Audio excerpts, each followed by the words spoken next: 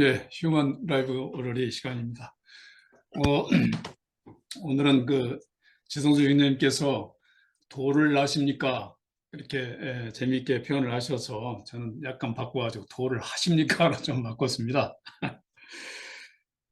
도 얘기 나오면 제일 먼저 증산교가 생각이 나는데요. 증산교는 저 여기 군산에서 아주 가까운 금구라고 있는데 거기에 모악산이 있고 금산사가 있거든요. 그 금산사 맞은편 쪽에 총본산 그, 그 건물이 있습니다. 동아군 혁명 때는 조그마한 아주 제삿집 비슷하게 이렇게 했던 것이 지금은 어떻게 했던지 갔다 온 분 얘기 들으니까 어마어마하게 크더라고 해요. 거기가 발상지가 여기 동학혁명의 정봉준 분이 태어난 그 고향하고 똑같습니다. 여기가 포교할 때 도를 아십니까? 그렇게 했던 것을 저도 길거리에서 많이 들은 것이 기억나는데요. 이 제목을 가지고 한참 일에 하다 보니까 너무나 어렵고 이게 그래서 이 제목을 뭘로 할까 하다가 결국에는 영성을 어떻게 수양하십니까? 라고 했는데 요것도 우리 좀 안 맞는 것 같아서 제가 요걸 놓고 밥상머리에서 집사람하고 대화를 좀 했습니다. 당신은 도를 하십니까? 그랬더니 집사람이 저한테 저를 보고 도를 닦는다고 합니다. 저를 보고. 그래서 제가 깨달았습니다. 아, 그렇구나. 그래서 저도 이제 그럼 나는 뭐 당신을 보고 도를 닦으면 되겠네. 이렇게 얘기하고 이제 했는데 그러고 보니까 저는 이제 집사람은 저의 못된 것을 보고 도를 닦고 저는 그 집사람의 좋은 것을 보고 도를 닦고 있어요. 지금 그렇게 살아가고 있습니다. 그래서 참 이게 저희가 일상생활에서 이렇게 신앙이라고 하는 것을 실천하는 이러한 생활이 참 멀리 있고 뭐 깊이가 있고 뭐 이런 게 아니라 이거 단순하구나 라고 느끼면서 요즘 살아가고 있거든요. 그래서 제가 지금 이제 하던 일을 전부 다 접고 이제 집에서 아주 편안히 쉬고 있는데 그러면 앞으로 내가 신앙인으로서 뭘 할까? 그래서 한 가지 얻은 게 있는데 제 고향을 만약 외부에서 누가 오시면 지금까지 제 고향에 대해서 아는 게 하나도 없더라고요. 그래서 이제 고향 주변에 역사적인 가치가 있는 그곳을 이렇게 하면서 요즘 유튜브나 구글을 검색하면서 정리를 하고 있습니다. 이제 이것을 앞으로 우리 아들남의 신앙관과 합해서 가족 모임이 있다든가 친구 모임이 있으면 같이 참 재미있게 이야기거리로 한번 서로 나눴으면 좋겠다. 이런 꿈을 가지고 있는데 이것도 하나의 저의 도를 앞으로 뭐 수양한다라고 하면은 뭐 그것이 되지 않을까요? 오늘은 이러한 소소한 자기 주변에서 일어나는 우리 신앙생활에 나타나는 내가 가야 하는 길을 아주 어떻게 할까라고 고민을 조금이라도 해보신 분이 있다면 오늘 그것을 소개하고 아니면 하다가 내가 이걸 실패했는데 이제 그런 걸 이렇게 지금 고쳐보고 있다. 뭐 그런 실패담이나 이런 것을 좀 나누어 봤으면 좋겠어요. 우선 이 도를 아십니까 말씀을 꺼내주신 우리 지성수 형제님께서 먼저 좀 에피소드나 아니면 거기에 관련된 말씀을 좀 해주시면서 좀 다른 분들은 이 마음을 좀 가다듬으셨으면 좋겠습니다. 도를 아십니까? 정말 시작부터 은혜를 받았습니다. 응? 우리 김정혜 자매님이 하신 말씀이 큰자 명언이에요. 남편을 보고 도를 닦는다는 거. 그거 진짜 명언입니다. 근데 사실은 이제 그거 좀 다른 문제고, 그건 아주 좋은 얘기고요. 근데 저는 요즘 도를 닦고 있는데 아주 골치 아픈 사람을 보고 도를 닦고 있어요. 제가 여기 시드니에 왔는데, 내가 평소에 받은 사람인데 그 사람이 초청하고 그래서 왔는데 같이 일을 해보니까 같이 일을 해보지 않으면 모르잖아요, 사람은. 오래 알았지만. 이거는 뭐, 이거 그 사람이 진짜 들을 수가 없으니까, 이게, 나이 60이 넘은 사람이 인격적으로 너무너무 미숙한 거예요. 미성숙한 사람인 거예요. 그 사람 때문에 지금 돌을 굉장히 닦고 있습니다. 기도도 하고 있고, 뭐 그렇습니다. 그럼 그렇고요. 그, 그 제목을 참 잘 정하셨네요. 도를 하십니까? 예. 잘 정하셨는데, 그걸 조금 구체적으로 표현하면 어떻게 수련하고 계십니까? 뭐 이런 말로, 나름대로 여기서 수련이라는 건 굉장히 중요하다고 생각합니다. 왜냐하면 사람이 훈련이 된 사람이 있고 안 된 사람이 있거든요. 그래서 그 소위 디스플린이라고 그러죠. 그래서 여기 그 외국에는 주로 한국은 뭐 사립학교를 해봐야 그럴 별볼일 없지만 외국은 사실 사립학교가 돈 많이 내는 만큼 가치가 있습니다. 그 공립학교 졸업생들하고 사립학교 출신들하고 완전히 틀려요. 왜냐하면 사립학교는 훈련을 시켜요. 그래서 소위 말하는 디스플린이 철저히 돼요. 한 번은요, 이런 일이 있어요. 제가 어떤 학생들하고 이렇게, 교복 입고 사립학교 학생인데요. 무슨 얘기를 하다가 콜라를 이렇게 마시려는데 주니까 콜라라. 자기 안 먹는데요. 왜? 길거리에서 이런 거 먹으면 안 된다고. 아니, 호주같이 그렇게 완전히 개방적이고 그런 사회에서도 사립학교 애들은 그렇게 또 훈련을 하더라고요. 나름대로 그게 뭐 좋고 나쁜 걸 떠나서 나름대로의 훈련을 철저히 해요, 사립학교는. 그런 면에서 돈 많이 내는 사립학교가 뭐 거저가 아닙니다. 뭔가 이렇게 사람이 규모가 있고 이렇게 되게 그렇게 가르쳐요. 그런 것처럼 우리가 우리 훈련, 자기 자신의 훈련이 된 사람과 안 된 사람은 굉장히 차이가 크죠. 그런 면에서 이제 가장 높은 훈련이 영적인 훈련인데 그 영적인 훈련은 워낙 뭐 갈래가 많고요. 그래서 훈련된 사람인지 아닌지 내 자신이 또 어떻게 나를 훈련하고 있는지 뭐 그런 거를 오늘 좀 얘기를 해보면 좋을 것 같습니다. 예, 오늘 말씀을 이제 열으셨습니다. 이제 저 같은 경우도 그 가장 제가 간절하게 기도했을 때가 있는데 그때가 사업 망하고 어찌할 수 없는 그 상황에 있을 때 그 기도를 아주 진지하고 깊게 했거든요. 그 기도의 그 제목이 어떤 건지 아십니까? 예수님, 지금 오세요. 그랬습니다.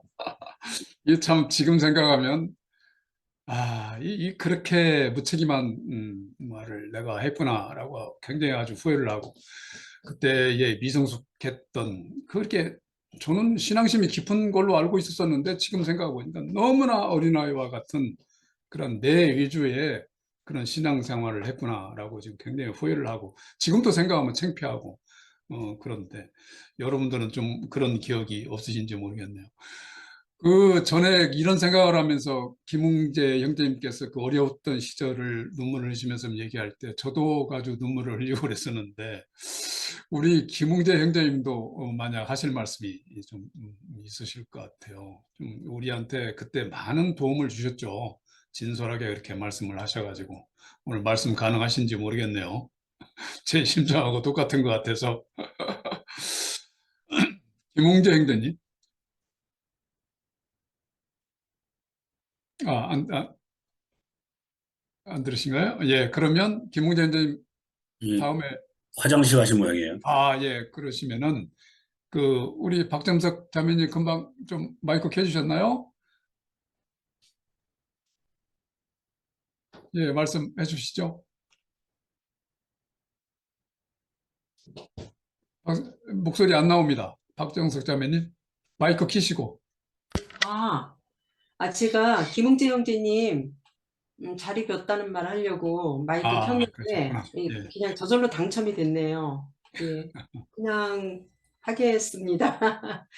어, 제가 이제 어, 일주일에 한 번씩 만나는 이제 나눔 모임이 있어요. 성경 묵상 나눔 모임이 있어요. 근데 거기서 근데 이제 맨날 일주일에 한 번씩 이렇게 대면으로 만났었는데 이 코로나 온 이후에 이렇게 줌으로 지금 만나고 있거든요. 근데 이제 요새 이제 코로나가 좀 풀리면서 오프라인과 온라인을 겸하면서 모임을 하고 있어요. 그 중에 한 명이 얼마 전에 이 다리 발목 인대를 다쳐서 이제 여기 기부스를 했어요. 네, 기부스를 했는데 기부스를 했다고 이제 온라인 모임에서 한번 얘기를 했어요. 그래서 이제 그 주중에 이제 그 다음 모임은 어떻게 할까 하면서 이제 그 만나기 전날 이렇게 얘기해서 이제 누가 이제 온라인으로 만날까요? 오프라인으로 만날까요? 그런데 이제 오프라인으로 만나자고 이제 제가 그랬어요. 이제 너무 가끔 온라인 만나고 온라인으로만 만나니까 또 그 느낌이 다르더라고요. 그래서 오프라인으로 만나자고 그랬는데, 근데 뭐 그 다리 다친 사람은 아무 소리가 없더라고요. 거기는 답들도 잘 달고 이러는 사람들인데 그런 말이 없더라고요. 그래서 그런가 보다. 그러고 이제 또 한 사람이 이제 코로나 후유증으로 요새 이제 많이 머리가 아프니 자기가 아프다 사정을 얘기해서 그러면 우리가 온라인으로 만나자 이렇게 해서 이제 온라인으로 모임을 하게 됐어요. 근데 그 인대 다친 그 사람이 그날 만났는데 얼굴 표정이 안 좋더라고요. 그래서 왜 그런가 그랬더니 이제 뭐 처음엔 얘기 안 하다가 나중에 얘기가 자기가 발을 다쳤는데 이렇게 다들 알아주지 않고 이렇게 오프라인으로 만나자고 했다. 자기 아픈 거를 이렇게 알아주지 못하는 거에 서운함을 표시하더라고요. 그래서 그렇구나. 근데 저도 한 3, 4년 전에 한 4, 5년 전인가 발에 인대를 심하게 다쳤었어요. 인대가 찢어져가지고 깁스를 이제 몇 달을 하고 그러고 있었는데 깁스하고 이제 밑에 뭐 저기 정형외과에서 주는 파란 신발 신고 그러고 다녔는데 그러고도 저는 그냥 이렇게 붓기만 가라앉으면은 별로 크게 아프진 않으니까 조심하면서 일상생활을 다 하고 뭐 어디 모임이든지 그냥 좀 다 가고 뭐 별로 개의치 않고 그냥 다 다녔어요. 그렇게 하고 이제 뭐 왼쪽 다리뿐만 아니라 그게 다 나을만 하니까 다시 오른쪽 다리까지 다쳐가지고 또 1년을 고생하고 그랬는데 그랬을 때도 불구하고 저는 그냥 다 이렇게 다녀왔거든요. 그래서 저는 막 깁스한 다음 날도 그냥 어디 뭐 사람 만나러 나가고 이랬는데 이 사람은 한 열흘 정도 됐는데 그래요. 그래서 난 너무 의외다. 내가 안 다쳐본 사람은 같으면 모르는데 내가 다쳐본 사람으로 충분히 다닐 수 있는데 그런다라는 생각을 하면서 처음에는 막 왜 저렇게 너무 벌벌 떨지? 막 이런 생각만 했었어요. 근데 나중에 생각해 보니까 이게 나는 뭐를 객관적으로 본다 하는 게 자기 기준으로 해서 객관적으로 보는 거더라고요. 그래서 그 객관적인 게 모두 다 똑같은 느낌을 갖는 게 아니라는 거를 요번에 더 깨달았어요. 그래서 내가 다쳤는데 나는 그 사람보다 더 많이 다쳤는데도 이렇게 활발하게 다니고 이랬는데 그 사람은 못 다니는 거에 대해서 이상한 게 아니라 똑같은 통증이라도 느끼는 아픔이 다 다르구나. 그러니까 이거는 어떤 물리적인 외적인 그 아픔이지만 외적인 통증이지만 그것 말고 마음의 아픔이라든지 이런 것도 다 그 통증에 따라 느끼는 것이 사람마다 다 다르구나 이런 것들을 느꼈고 저는 좀 이렇게 예민하고 성격이 이렇게 막 많이 걱정하고 이러는 성격이 아니라 이런 마음의 어떤 그 어려움이나 통증도 그렇게 그냥 막 미리 상상해서 걱정하고 이러는 스타일이 아니어서 다른 사람의 아픔을 그렇게 많이 공감을 잘 못하는 경우가 많이 있어요. 그래서 그 사람이 내가 생각하기에는 10만큼 아파야 되는데 100만큼 아프다 그러면은 그냥 그걸 인정해주고 느껴야 되겠구나 이런 거를 요번에 그 사람의 아픔을 통해서 그리고 내가 경험하지 않은 그런 사고라면은 그냥 아프구나 이랬을 텐데 내가 경험했는데 그렇게 그 정도 아닌데 얘는 왜 이러지 하면서 걔를 판단하고 또 내 기준으로 그 아픔을 내가 재단하고 이러지 말아야겠구나. 그 사람이 100만큼 아프다 그러면 100만큼 아픈 거고 뭐 50만큼 아프면 50만큼 아픈 거고 거기에 공감해 줘야겠다. 이런 생각을 했어요. 그래서 아까 문영은 형제님이 문영은 형제님 아내가 문영은 형제님을 보고 도를 한다고 그런 것처럼 정말 이 자기가 어떤 수양을 하고 깨닫는 것이 어디 멀리 있고 그런 게 아니라 가까운 관계 속에서 도를 한다. 이거를 요번에 느껴서 말씀드립니다. 이상입니다. 예. 우리 박 자매님도 그냥 공감을 키우려고 노력을 하시고 지금 열심히 살아가시는 모습이 뭐 그대로 보입니다.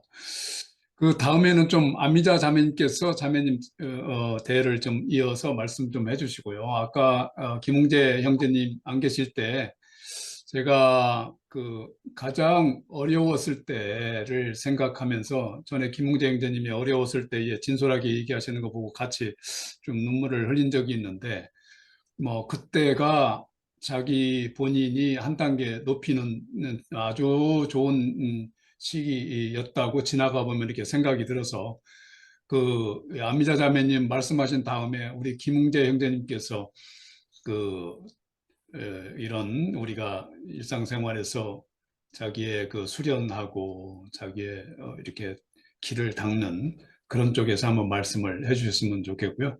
안미자 자매님께서 우리 박 자매님께서 하셨으니까 우리 안 자매님께서도 좀 한번 말씀해 주셨으면 고맙겠습니다. 네, 안녕하세요. 목이 지금 칼칼해서 저는 화성에 사는 안미자입니다. 오늘 도를 아십니까? 이 주제를 보고 저는 사실은 우리 저희 길거리에 가면 뭐 요즘에는 그런 일이 별로 없는데 예전에는 진짜 많았어요. 뭐 도를 아십니까? 그래서 저는 그 이야기인가 이렇게 생각을 했는데 그게 아닌 것 같아요. 그래서 저는 이제 이 도에 대해서 좀 두 가지가 있는데 제가 좀 성격이 조금 제가 이렇게 보는 거하고 다르게 좀 다혈질이거든요.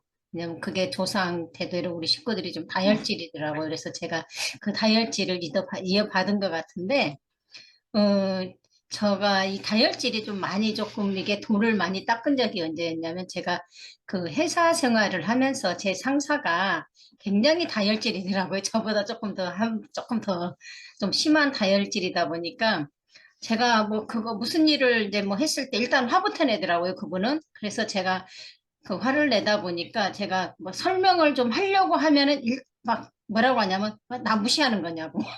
왜 내 눈 똑바로 쳐다보냐고 말도 안 되게 막 이렇게 계속 엉뚱한 말을 하다 보니까 제가 한 4년에서 5년 정도 그분하고 같이 근무를 하면서 제가 좀 많이 좀 의기소침해지기도 했지만 제가 이렇게 사실은 가끔은 그분 때문에 성격이 많이 좀 바뀌었어요. 일단 좀 다혈질이 조금 좀 더 누그러뜨린 것 같고 많이 좀 어, 그냥 참았던 것 같고요. 네, 그래도 제가 워낙 성격이 긍정적이다 보니까 뭐 화병은 안 난 것 같아요. 근데 아니 이번에 또 제가 지금 이제 한 3년 정도 이제 제가 이제 발령이 나서 제 밑에 팀장하고 같이 근무를 하는데 이 팀장이 또 남자거든요. 젊은 남자인데 저랑 다 맞아요. 사실은 전부 다 맞는데 이분은 또 특징이 뭐냐면 약간 좀 깐족거려요.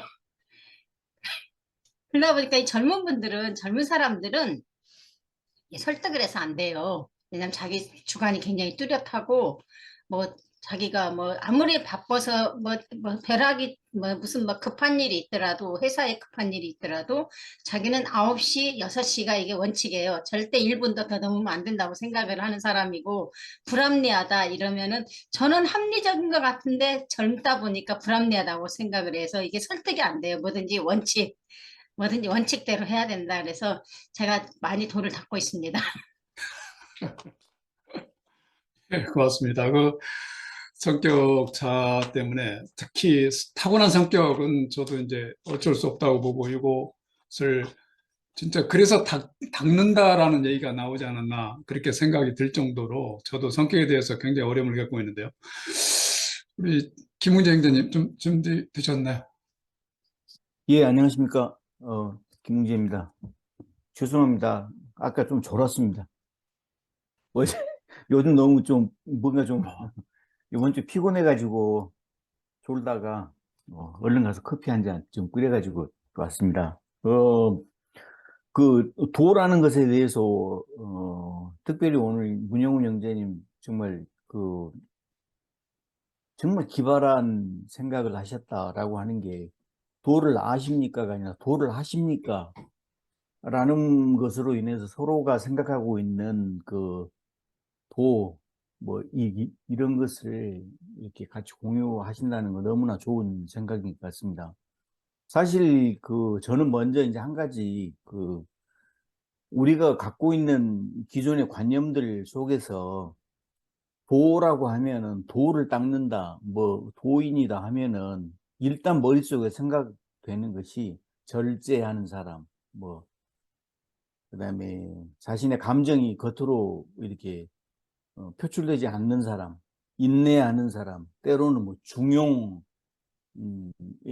실천하는 사람, 이런 식으로 우리 머릿속에 좀 각인이 되다 보니까 그 도라는 개념을 너무 쉽게 거기에서 벗어나지 않으려고 이렇게 생각하는 것 같아요. 그래서 마치 도를 한다는 것은 어떤 경지에 이르도록 훈련하는 거, 이런 쪽으로 너무 생각하지 않나, 라고 좀, 반문을 하게 됩니다. 사실,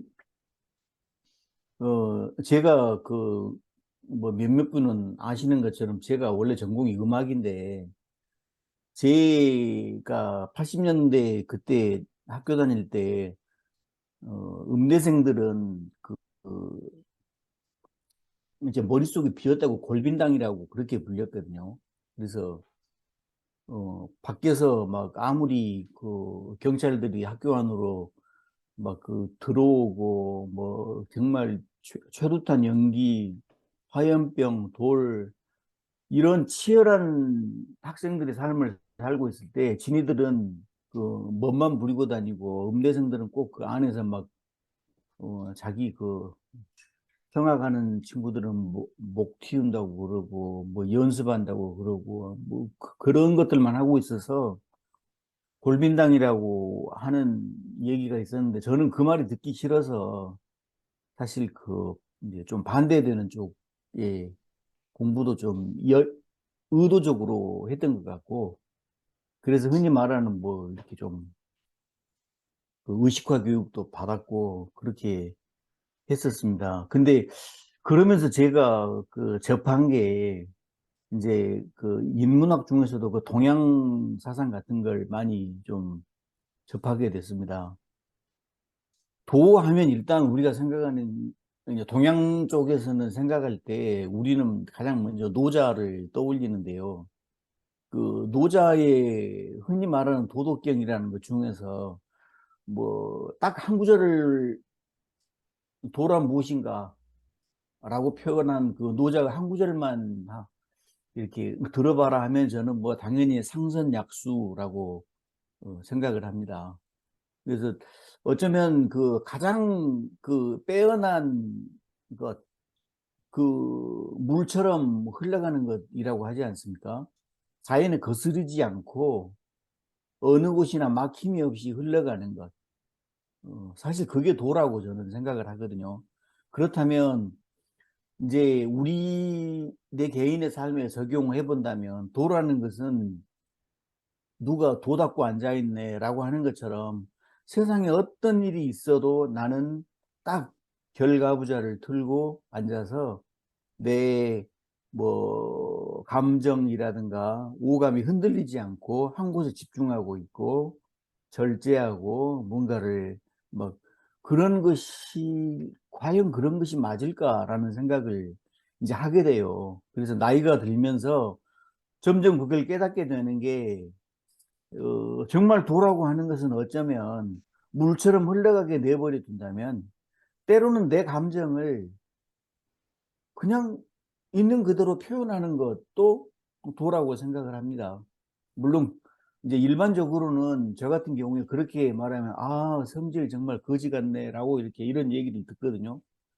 저희 집에서 주로 듣는 소리입니다. 저희 가족들한테 그런 얘기가 정말 성질, 저놈의 성질 이런 얘기를 듣는데 솔직히 저는 어떤 수행이라든가 수련해서 도에 가까이 간다라고 하는 것은 어쩌면 정말 그 내 자신을 그냥 흐르는 물처럼 내버려 두어도 그냥 흘러가게 내버려 두어도 전혀 막힘이 없이 낮은 곳을 향해서 자연스럽게 흘러가는 것. 때로는 내 앞에 어떤 장애물이 있다면 계속 그걸 어, 결국 그 물 앞에 이기는 장사는 없지 않습니까? 아무리 단단하게 쌓아놓은 둑이나 담도 뚫리게 되어 있고 커다란 바위 같은 것도 깎이게 마련입니다. 이제 세월이 물론 지나도록 기다려야 할 텐데요. 저는 그것이 어쩌면 내가 도를 하는 길이라고 생각하고 뭐 제가 스승으로 모시고 있는 예수님도 화나면 바리새인들한테 야 이 개새끼들하고 화도 내셨고 배고픔을 표현하기도 하셨고 또 때로 정말로 마음이 답답하고 힘드실 때는 내가 죽을 것 같다. 나 정말 죽겠다. 라고 말씀도 하셨고 뭐 이런 것들 일상 속에서 정말 그 뭔가를 인위적으로 내 자신을 깎고 어떻게 해서 남들이 정해놓은 기준에 내 자신을 그렇게 보이게 맞춰가는 게 아니라 내 생긴 그대로를 내보이면서 물처럼 흘러갈 때 그러나 그 속에서 진심을 보인다면 그게 과연 도가 아닐까 이렇게 생각합니다. 감사합니다. 아, 예, 말씀 잘 들었습니다. 참 공감이 참 가는데요. 지금 저는 이제 이 나이가 되다 보니까 제가 할 수 있는 거 없는 것을 대충 그려집니다. 그래서 할 수 있는 것을 내가 뭘까라고 지금 계속 고민하면서 마지막 그 10년 아니면 20년 이렇게 좀 하고 있는데 아, 예, 말씀 고맙습니다. 이제 아둘람의 신부님이 두 분 계신데 이렇게 다음에 눈치를 채셨는데 임원 형제님께서 먼저 이렇게 말씀을 하시고 다음에 우리 아둘람 신부님 김경일 신부님께서 말씀해 주시겠습니다. 임원 형제님.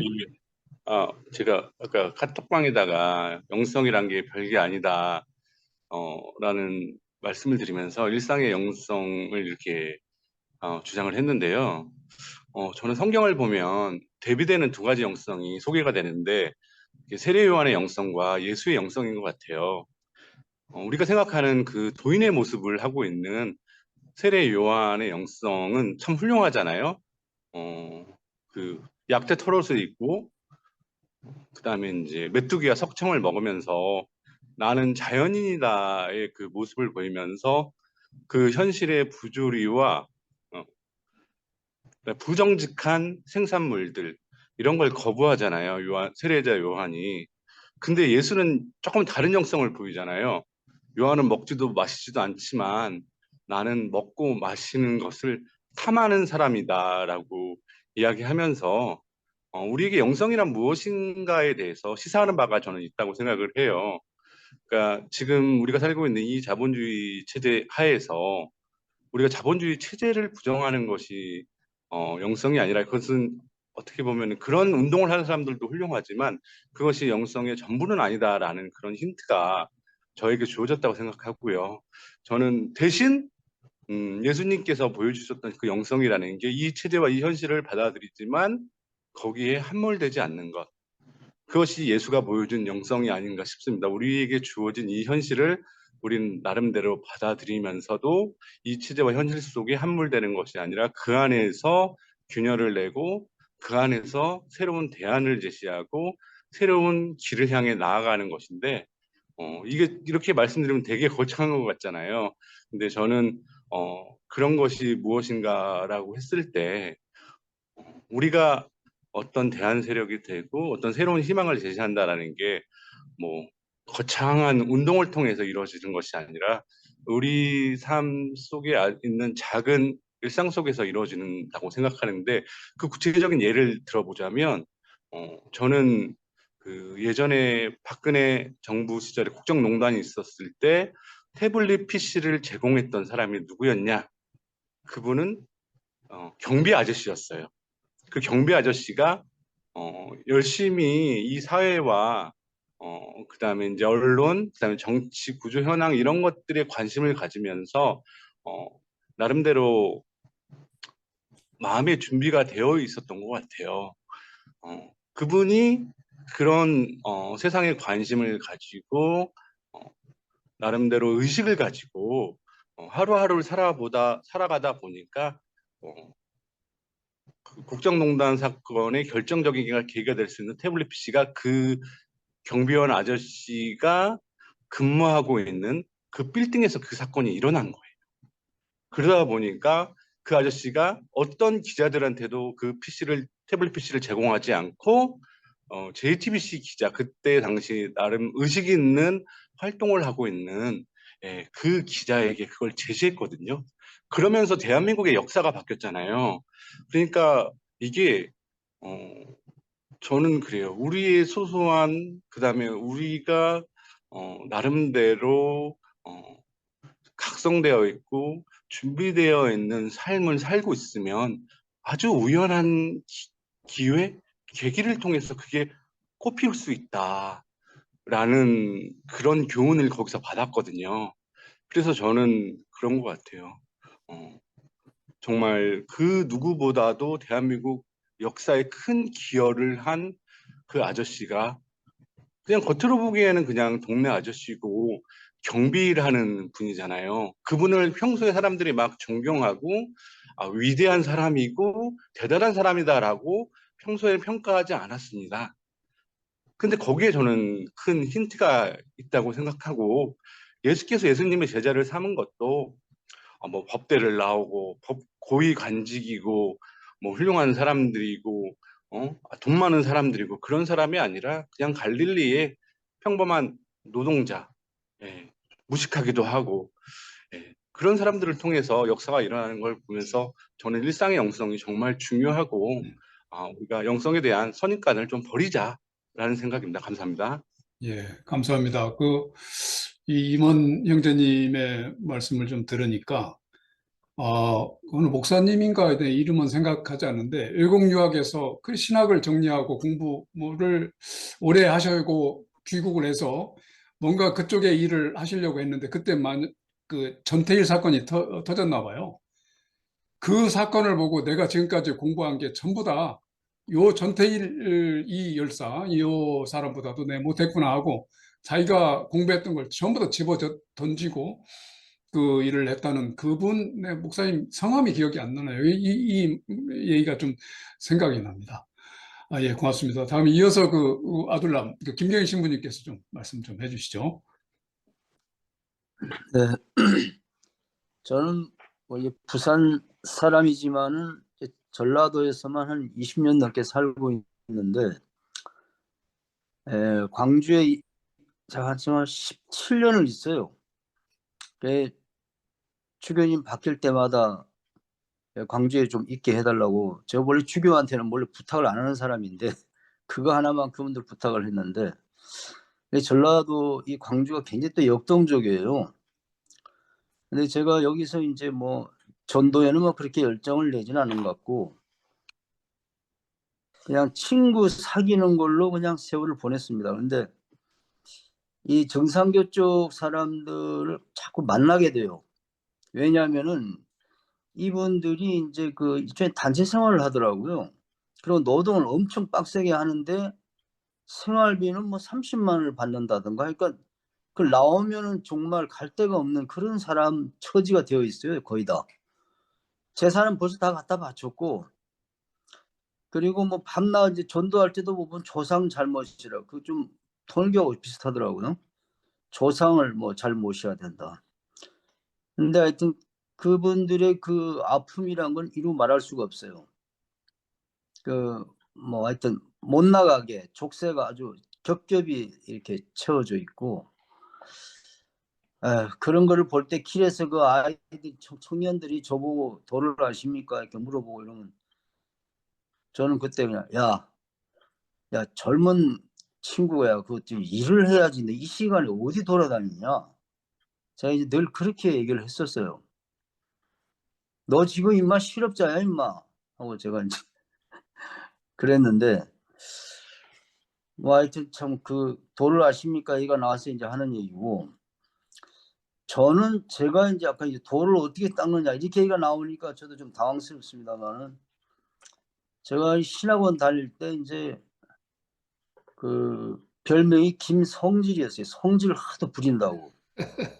그래가지고 그때 또 밤낮 애들 들고 패가지고 걔네들이 다 신부가 됐기 때문에 맞은 애들이 저한테만 복수하는 게 아니라 이제 제 아들까지 복수를 당해요. 그 저는 누굴 팼는가 기억도 안 나요, 솔직히. 근데 이제 내가 이게 나이가 많고 이제 늙으니까 지금 와서 이제 그때 형님이 자기를 때렸대서 야 너는 내가 봤을 때 성공회에서 성자로 불림받을 만한 친구인데 내가 너를 왜 때렸냐 그러니까 이제 그때 상황을 얘기해 주는데 저는 기억이 안 나는데 그 김성질이라 부르는 이유를 알겠더라고요. 하여튼 참 뭐 성질을 못 이겨서 또 말보다 주먹이 먼저 나가는 통에 키는 또 거의 난장이 똥자루만 한데 어쨌든 그 성질 때문에 참 여러 사람을 많이 힘들게 했는데 그 제가 이제 교회에서 이제 당신은 이 교회에 있을 품성이 안 된다 그래서 이제 교회에서 쫓겨나가 가지고 그때 뭐 민중이 되어서 민중으로 살자 뭐 구호를 많이 외쳤기 때문에 한번 말한 대로 한번 해보자 이래서 이제 지하철 노가다부터 해서 이렇게 노동하는 일을 했더니 그 역시 이제 제 성질 때문에 이제 노가다 판에서도 항상 문제가 되긴 했는데 그 노가다에서 만난 그 노가다로 평생 늙은 어른들이 제가 보기에는 정말 도인들이었어요. 그 저보고 제가 정말 존경하던 노가다 십장이 있었는데 그분은 정말 성자였어요. 지금 생각해도. 그만큼 그 민중들에게 그 설득력과 감동을 주는 분이 없었어요. 예. 그래서 굉장히 감동을 받는데 그분이 또 뇌종양으로 또 죽어버렸어요. 일찍이. 근데 하여튼 잊을 수 없는 선생이죠. 근데 그때 그분이 저보고 하는 얘기가 야 찔통을 20번을 치면 뭐하냐. 한 번 참을 줄 알아야지. 이게 저한테 굉장히 큰 화두가 되더라고요. 예?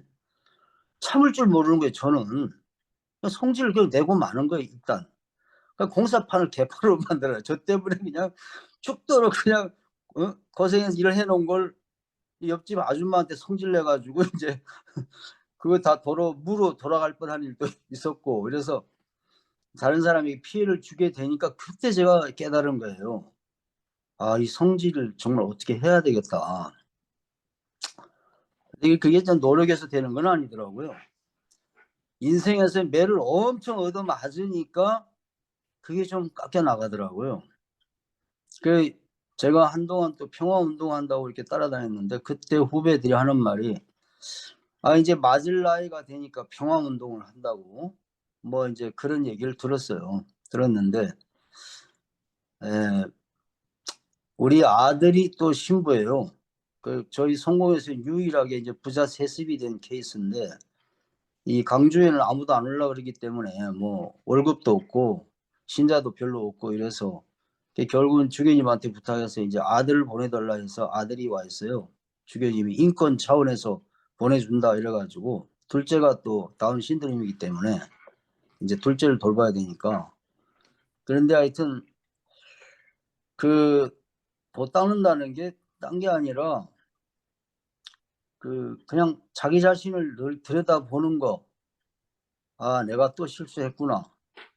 또 사고 쳤구나 이러면서 그냥 뭐 들여다보는 거 외에는 방법이 없어요. 또 고치려고 하면 또 더 큰 사고를 쳐요. 제가 보니까 오늘부터 이제 아내하고 이제 말다툼 안 해야지. 그날 꼭 큰 싸움이 나요. 보니까. 그래서 아 이게 누르면 안 되는구나. 그걸 제가 참 크게 절감했습니다. 그래 이제 저희 아들이 요즘 저한테 하는 충고는 이제 아들이 꼭 아버지 같고 제가 아들 같아요. 지금 상황이 보면은 그래, 아빠, 좀 정신 좀 차려라. 아빠는 지금 30대가 아니다. 왜 그렇게 여전히 그렇게 그냥 성질 부리고 지금 혈기 부리냐. 그게 이제 아들이 감시자로 항상 있어요. 그래가지고 모든 모든 일이 벌어질 때마다 다 보고를 하고 사고 쳐라. 요즘 이제 아들한테 매일 보고하고, 야, 이런 일이 벌어졌는데 내가 이렇게 할 건데 어떻게 하면 좋겠냐. 그러면 아들이 일단 스톱해라. 그러면은 제가 이제 아들한테 순종을 하기로 했기 때문에 알았어. 그러면 내가 일단 스톱한다. 뭐 이렇게 인생살을 살고 있습니다. 이게 돌을 닦아서 되는 문제가 아니라는 거는 저는 절감하고 있고, 이제 늘 감시자가 있어가지고 체크를 당해야 이게 또 일상생활이 유지가 되는 이런 상황입니다. 그래서 그러나 하여튼 다행인 것은 저한테 또 충고를 해주는 사람이 있고, 또 제가 이렇게 또 거기에 순종하려고 마음을 먹는 것 그 자체가 저한테는 또 큰 발전이라고 생각합니다. 순종마저 안 한다면 그러면 이제 또 완전 또 감옥이나 가게 되고 이렇게 될 가능성이 큰데, 하여튼 요거 여기까지 하려합니다. 말이 길어져서. 감사합니다. 아이, 말씀 들어보니까 이제 앞으로 상대가 성질을 내면 무조건 참아야 된다라고 마음을 굳게 먹고 있습니다. 왜냐하면 그 다음에 진실이 나오기 때문에, 진정한 그 모습이 나오기 때문에 무조건 참아야 된다, 이런 생각을 제가 말씀 들으면서 오늘 아주 큰 충격이었습니다. 이게 저도 이제 그걸 참는 것을 이제 배워야 되겠습니다. 이어서 우리 전주의 박선배 형제님, 예. 말씀하시죠. 예. 저도 이 주제를 보면서 도를 아십니까로 잘못 봤었어요. 그래서 이거 도를 아십니까? 저기 수원에 가면 그거 많이 있었던 것 같은데 옛날에 그쪽에서 많이 돌아다니는 사람을 본 것 같거든요. 그래서 안미자 자매님 생각이 났습니다. 그리고 한번 제가 인터넷에 한번 유튜브 한번 봤어요. 도를 아십니까? 해가지고 했더니 참 진짜 재밌는 영상이 있더라고요. 그러니까 왜 이렇게 사람들이 이걸로 인해서 속고 따라가서 돈까지 바치고 하는지를 참 재밌게 봤는데, 결국은 그 사람이 연약한 마음, 어쩌면 순진한 거, 순수한 그것을 노리는 거죠. 그런 사람들을 도를 아십니까? 라고 하는 분들은 찾는 거죠. 찾아가지고 이 사람은 넘어오겠다 생각하면 이제 끌고 가서 하는 것 같아 생각이 들었고요. 저는 도를 하는 방법은 이 최근에 그래요. 책을 읽으면서 한 구절이에요. 딱 한 구절이 저한테 도전을 주고 이걸 확인해 봐야 되겠다, 이런 생각이 되게 됐었거든요. 그래서 다음 주에 하게 될 우리 신을 위한 변론 있잖아요. 신의 변론, 거기에 보면 읽다 보니까 이런 구절이 있어요. 딱 두 구절인데, 바울과 복음서 기자들 모두 예수를 신의 아들로 부르고는 있지만 예수를 신이라고 주장하진 않았다. 딱 이 말이거든요. 만약 예수가 신이라는 말에 아마 펄쩍 뛰었을 것이다. 그들은 그렇게 펄쩍 뛰었을 것이다. 이런 말을 들으면서 뭐 펄쩍이라는 말을 어쩌면 기가 막히게 제가 캐치를 했었고, 여태까지 내가 예수님을 신으로 믿고 따르고 있지 않았냐, 삼위일체 하나로서 했었는데 왜 이 엉뚱한 소리를 하고 있을까? 나는 이게 이제 제가 도전이 됐었거든요. 이제 그래서 찾아봤어요.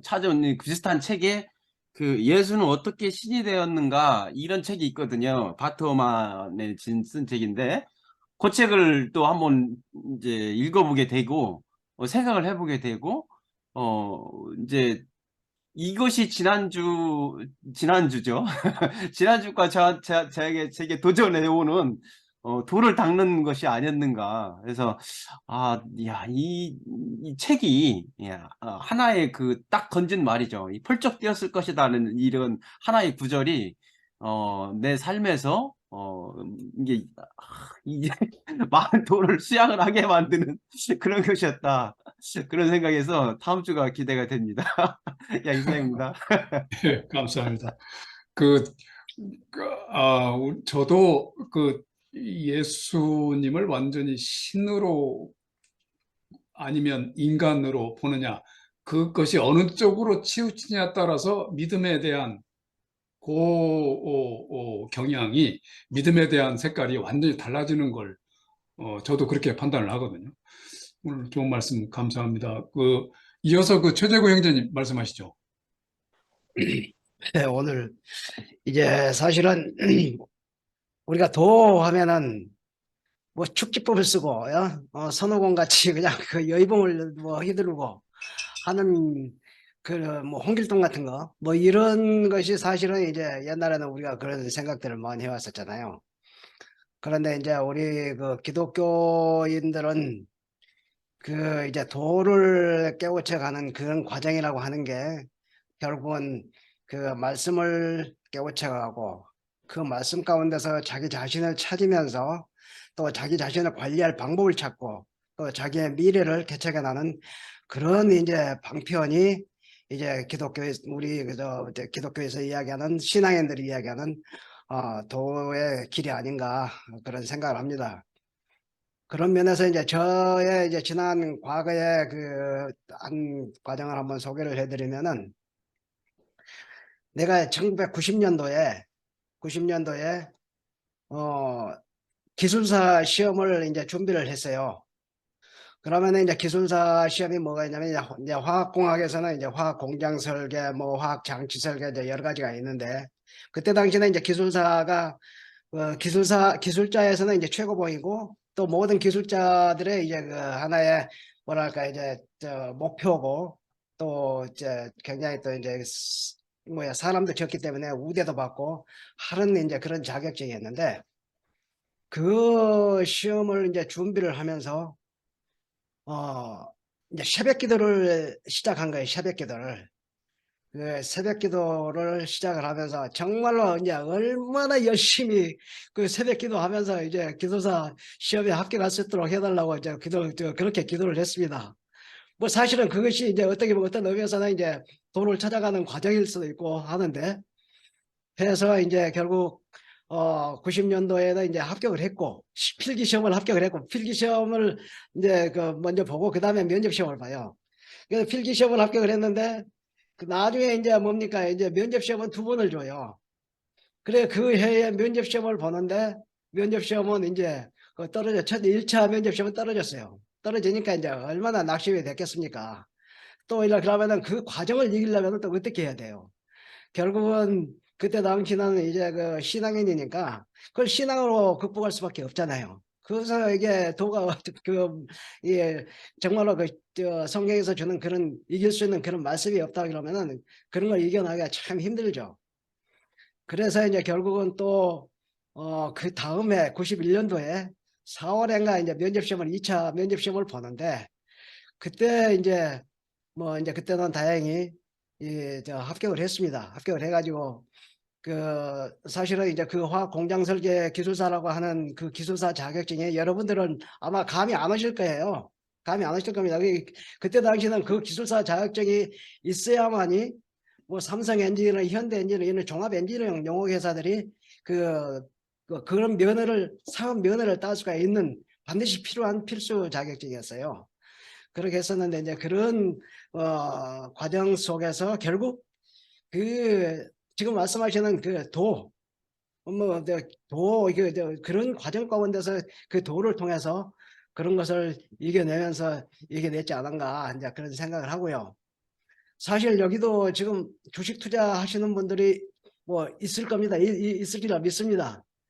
아마 자기 자신을 다스리고 자기 자신을 이겨내가는 그 과정은 주식 투자를 안 해보신 분들은 절대로 이해를 하지 못하실 거예요. 나도 이제 좀 주식을 투자하고 합니다만은 뭐 윤석열이 그냥 대통령 되고 나서 막 주식이 그냥 막 팍팍팍팍 떨어질 때 그때 그 과정이 어떻게 했어요? 생각을 한번 해보세요. 그냥 내 돈 막막막 날아가는데 그러면 주식 투자하는 사람들이 내가 보기에는 아마 대한민국에서 제일 으뜸가는 도사들일 겁니다. 아마 그런 측면에서 오늘 그 이제 도에 관해서 이제 제 의견을 한번 말씀을 드립니다. 예, 고맙습니다. 예. 예, 감사합니다.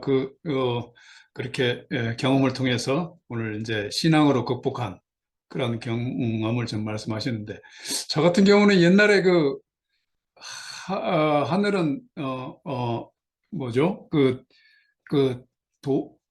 도움을, 스스로 돕는 자를 돕는다. 예. 돕는다라는 말을 전 싫어했었거든요. 근데 지금 아주 좋아합니다. 이 신앙관이 바뀌면서 아주 굉장히 아주 이렇게 긍정적으로 됐는데, 아마 이제 제재고 형제님도 아마 지금 아마 그런 신앙으로 극복이 되지 않았나 이렇게 생각이 듭니다. 저는 이제 옛날 신앙생활 할 때 우리 신성남 형제님의 책을 읽고 굉장히 존경했어요. 그리고 야, 이분은 일찍 교회에 대한 실태를 이렇게 먼저 아시고 교회 개혁에 이렇게 앞장을 서셨는데, 야, 이거 참 대단한 분이다 이렇게 생각했는데, 우리 신성남 형제님의 그 길을 닦는 얘기를 좀 듣고 싶습니다. 제 이름이 나와서 깜짝 놀랐습니다. 저를 보고 뭘 좀 도움이 되셨는지는 모르겠지만, 제가 책을 쓰고 그런 것은 사실 뭘 몰라서 겁이 없어서 막 쓴 거고요. 이제 와서 좀 생각해 보면, 그런 말 있지 않습니까? 무식하면 용감하다고. 잘 모르니까 이제 뭐 겁 없이 쓴 거고요. 오늘 그 도를 주제로 이렇게 됐는데, 길 가다가 뭐 도를 아십니까? 이렇게 물어보는 사람들은 대개 다 사입이죠. 거의 다 사입이고, 그 사람들이 물어보는 도는 아마 의미가 좀 다른 것 같아요. 뭐 진리를 아냐? 뭐 이런 식으로 물어본 것 같고, 원래 도의 뜻은 이제 사는 도리, 사는 방법, 사는 길, 뭐 굳이 연결하면 또 연결할 수 있겠죠. 그래서 그렇게 물어보면 아마 듣는 사람들은 다 다른 뜻으로 들을 수도 있다. 사람에 따라서. 돌을 닦는 사람 그러면 우리가 도사라 그러지 않습니까? 그리고 돌을 닦는 장소 그러면 수도원, 뭐 수도사 뭐 이렇게, 그럴 때 도의 의미가 조금씩 다 이제 다른 뉘앙스로 느껴지는데요. 근데 이제 만약에 사는 도리로서의 도를 묻는다면, 우리가 무인도에 가서 산다 그러면 도 닦을 필요 없죠.